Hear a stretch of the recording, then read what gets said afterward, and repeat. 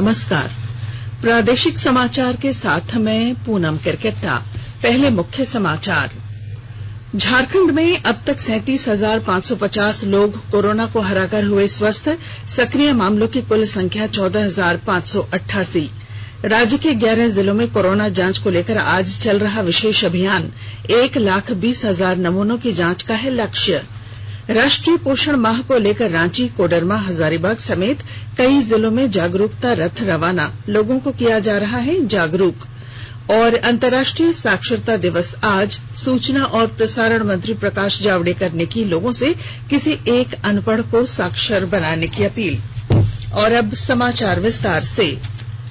राज्य भर में अब तक 37,550 लोग कोरोना को हराकर स्वस्थ हो चुके हैं और उन्हें अस्पतालों से छुट्टी दे दी गई है। वहीं दूसरी ओर राज्य में कोरोना के सक्रिय मामलों की कुल संख्या 14,588 है।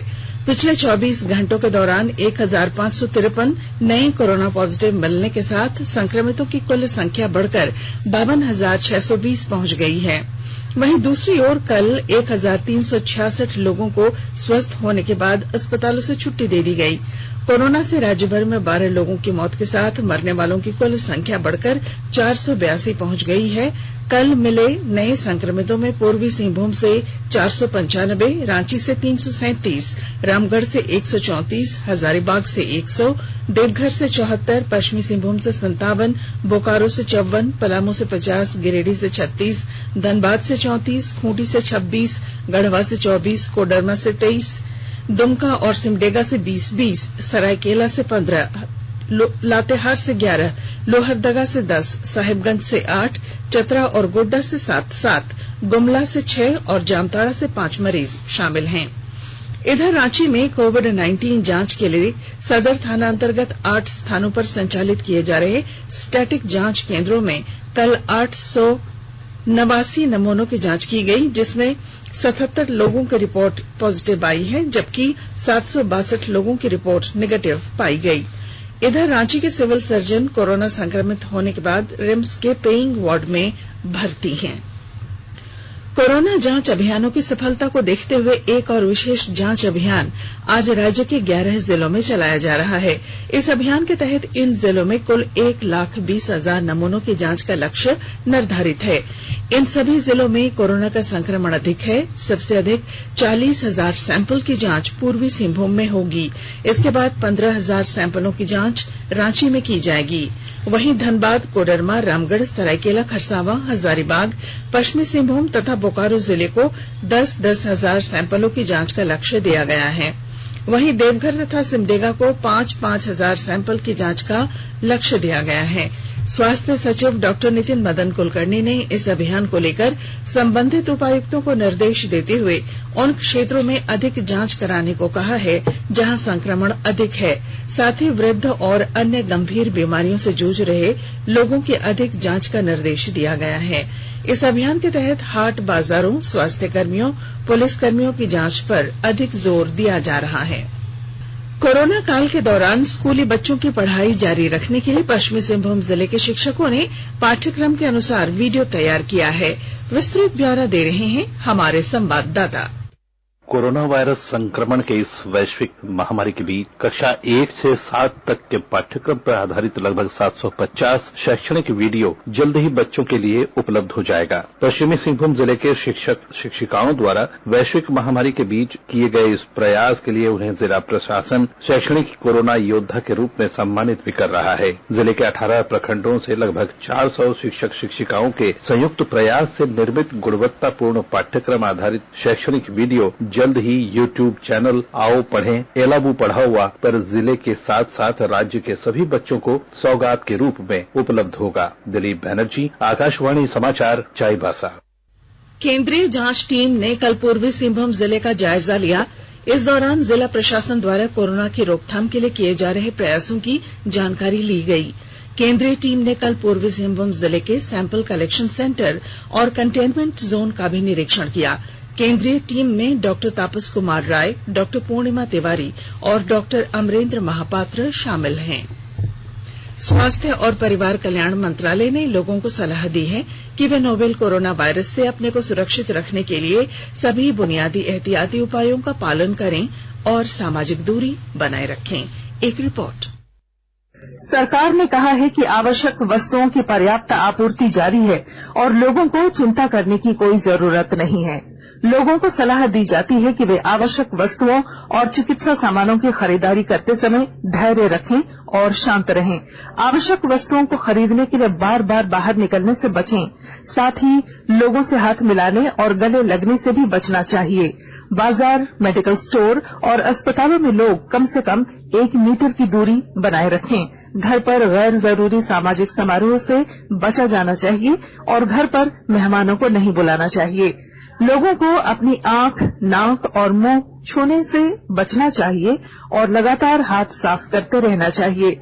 हाथ को दोनों तरफ से कम 20 सेकंड तक रगड़कर धोना चाहिए। यदि कोई व्यक्ति खांसी या बुखार से पीड़ित है तो वह दूसरों के संपर्क में आने से बचे और डॉक्टर से तुरंत परामर्श ले। स्वास्थ्य मंत्रालय ने कोरोना वायरस के बारे में जानकारी के लिए एक टोल फ्री नंबर 1075 जारी किया है।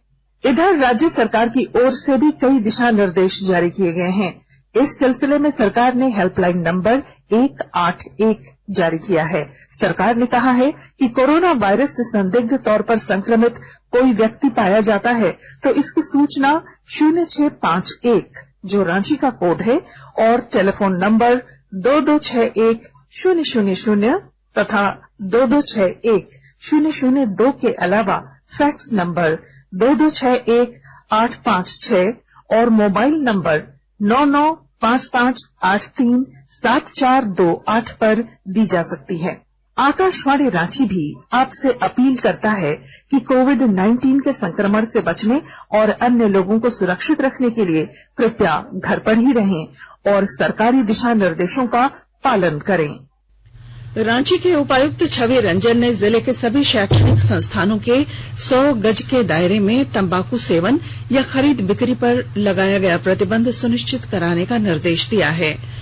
इससे संबंधित साप्ताहिक रिपोर्ट तैयार करने की जिम्मेदारी खाद्य सुरक्षा पदाधिकारी को सौंपी गई है। उपायुक्त कल जिला तंबाकू नियंत्रण समन्वय समिति की बैठक की अध्यक्षता कर रहे थे। उन्होंने कहा कि पूरे जिले में 9 से 24 सितंबर तक विशेष अभियान चलाया जाएगा। उपायुक्त ने इसे लेकर अपर जिला दंडाधिकारी विधि व्यवस्था को छापेमारी दस्ता गठित करने का निर्देश दिया। बैठक के दौरान उपायुक्त छवि रंजन ने एसडीओ से कहा कि वे रेस्टोरेंट संचालकों के साथ बैठक कर स्थिति का जायजा लें। झारखंड उच्च न्यायालय में पूर्व मंत्री एनोस एक्का की अपील याचिका पर कल सुनवाई हुई। न्यायाधीश ए.के. गुप्ता की अदालत ने उनकी अपील याचिका को सुनवाई के लिए स्वीकार कर लिया। इसके बाद अदालत ने लोअर कोर्ट रिकॉर्ड एलसीआर मंगाया। एलसीआर आने के बाद इस मामले की अगली सुनवाई होगी।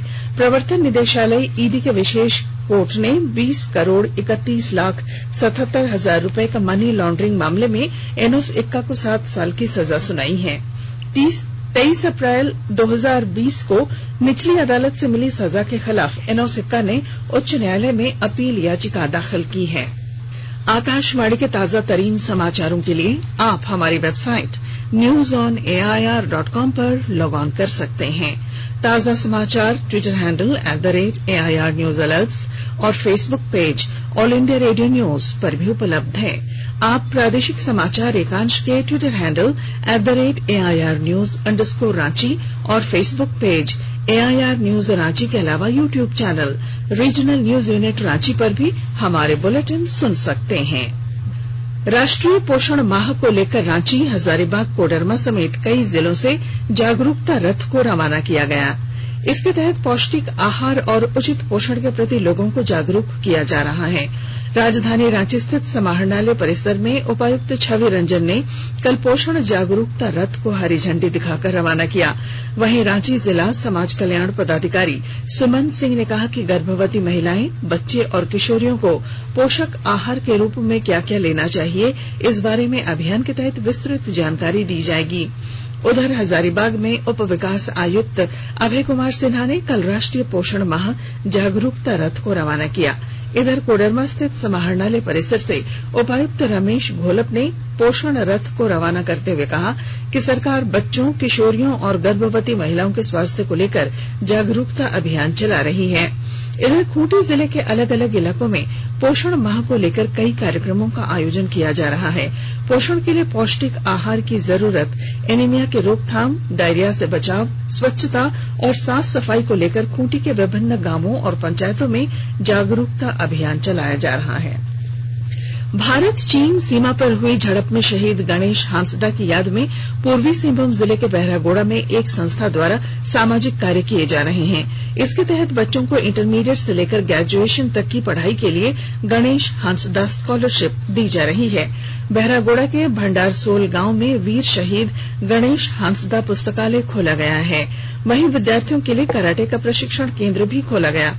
पुस्तकालय में पढ़ने वाले और प्रशिक्षण केंद्र में कराटे की ट्रेनिंग लेने वाले विद्यार्थियों में खुशी की लहर देखी जा रही है।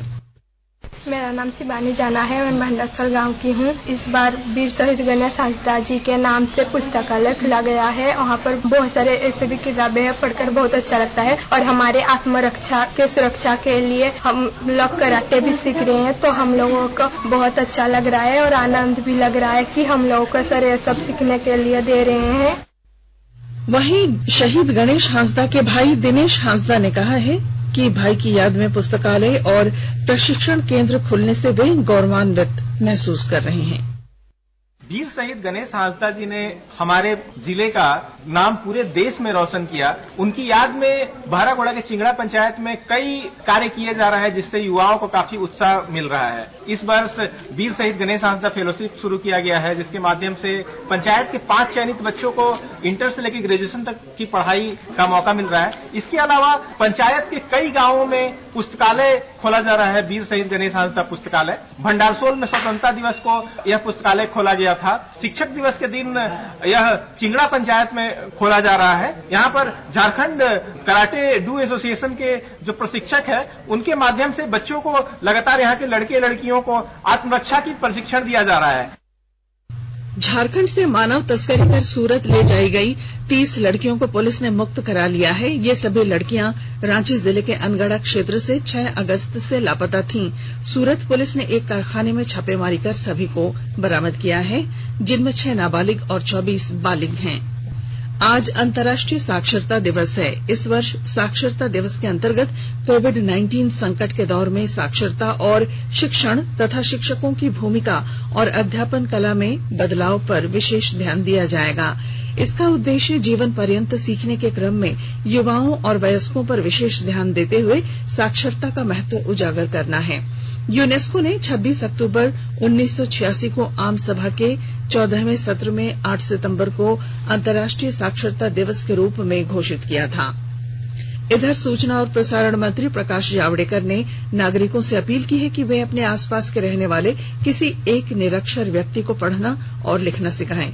अंतर्राष्ट्रीय साक्षरता दिवस पर सोशल मीडिया पर एक संदेश में उन्होंने कहा कि साक्षर भारत के सपने को पूरा करने के लिए सभी को अपनी सक्रिय भागीदारी निभानी होगी। और राज्य भर में पिछले 24 घंटों के दौरान वज्रपात से 8 लोगों की मौत हो गई। कल बारिश के साथ वज्रपात की घटना में गिरिडीह और रामगढ़ में 2-2, जबकि लातेहार, जामताड़ा, रांची और गुमला में 1-1 लोगों की मौत हुई। इधर रांची के कोकर इलाके के नाले में पानी के तेज बहाव में एक युवक के बहने की सूचना है, जिसकी खोज की जा रही है। पिछले 24 घंटों के दौरान पाकुड़, रांची, हजारीबाग, लोहरदगा समेत कई जिलों में भारी बारिश हुई है। और अब संक्षिप्त खबरें। झारखंड कैबिनेट की आज शाम 4 बजे से मंत्रिमंडल सचिवालय में बैठक होगी। पश्चिमी सिंहभूम जिले के किरीबुरू में बैंक चोरी के मामले का खुलासा करते हुए पुलिस ने 3 अपराधियों को गिरफ्तार कर लिया है। भारतीय प्रशासनिक सेवा की 2018 बैच की अधिकारी समीरा एस ने कल रांची सदर के लिए नए अनुमंडल दंडाधिकारी सह पदाधिकारी के रूप में पदभार ग्रहण किया। और बुलेटिन के आखिर में मुख्य समाचार एक बार फिर। झारखंड में अब तक 37,550 लोग कोरोना को हराकर हुए स्वस्थ। सक्रिय मामलों की कुल संख्या 14,588। राज्य के 11 जिलों में कोरोना जांच को लेकर आज चल रहा विशेष अभियान। 1,20,000 नमूनों की जांच का है लक्ष्य। राष्ट्रीय पोषण माह को लेकर रांची, कोडरमा, हजारीबाग समेत कई जिलों में जागरूकता रथ रवाना, लोगों को किया जा रहा है जागरूक। और अंतर्राष्ट्रीय साक्षरता दिवस आज, सूचना और प्रसारण मंत्री प्रकाश जावड़ेकर ने की लोगों से किसी एक अनपढ़ को साक्षर बनाने की अपील। और इसके साथ ही आकाशवाणी रांची से प्रादेशिक समाचार का ये बुलेटिन समाप्त हुआ। नमस्कार। घर में रहिए, सुरक्षित रहिए और सुनते रहिए आकाशवाणी।